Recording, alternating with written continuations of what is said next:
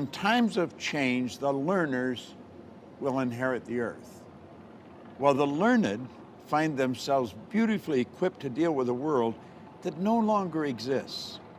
For a moment, consider the things your mind has brought you. Everything you have, your work, your relationship with your family and others, your philosophy of life, all come to you as a result of using your mind. Whatever the mind can conceive and believe, the mind can achieve, regardless of how many times you may have failed in the past or how lofty your aims and hopes may be. The more you study you, you're going to find your belief system is based upon your evaluation of something. The more you evaluate you, the more you're going to believe in you. Bill Gove is like the Frank Sinatra of public speaking. He is who mentored and taught Bob Proctor how to speak. And he quoted Bill Gove saying, if I want to be free, I got to be me. Not the me I think you think I should be. Not the me I think my wife thinks I should be. Not the me I think my kids think I should be. If I want to be free, I got to be me. And I better know who me is. And it was like a bucket of ice got thrown on my head. And I was just like, whoa. Am I really doing what I really want to do with my life?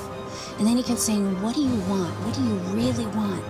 And I wrote down in teeny tiny print so nobody would see. And I said, I want to be in the inner circle of this company, and I want to be his closest advisor. What we've got to learn to do as individuals is adapt to the change that's taking place. See, change is inevitable. It's never going to stop. And we're picking up speed. Thinking is when you take a power that's flowing into your consciousness, that flows to and through you, and you originate thoughts. And you put the thoughts together and you create an idea. And if you can create an idea, if you can see something in your mind, you can hold it in your hand. And I don't care whether you're 80 or 18. It makes no difference. The illiterate of the 21st century are not going to be the people who cannot read and write. They're going to be the people who cannot learn, unlearn, and relearn.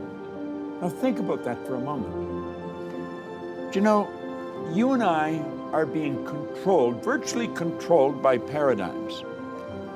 I see a paradigm as being a mental program that has almost exclusive control over our habitual behavior. And I want you to think of this. Almost all of our behavior is habitual.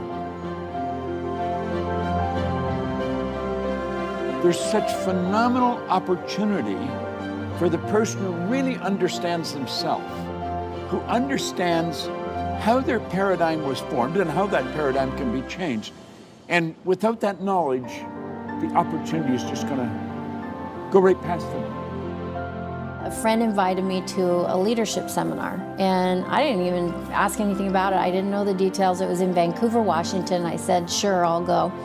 And so I ended up there on that Friday night, August 18th, 2006, and I'll never forget it. I can see where I was sitting in the seminar room. I can see what I was wearing, and I see out walks on stage Bob Proctor, and I didn't even know who he was. I kind of had connected between Bob Proctor and The Secret, but I didn't know this was a Bob Proctor seminar. And within like 15 minutes, it was like he took my head off and shook it all around, and everything that I believed and thought I was starting to question. There was one point in the seminar when he said most people tiptoe through life, hoping to make it safely to death. I believe if we're really going to enjoy the change that's taking place in the world that we're a part of, we're going to have to start to understand what makes us tick. We're going to have to understand how the paradigm was formed, how the paradigm can be changed, and how it's literally controlling our life. When we do understand that, then we're in control of ourselves. We're living the way we really want to live. We've knocked down all the walls. There's no limitations. Sky is actually the limit.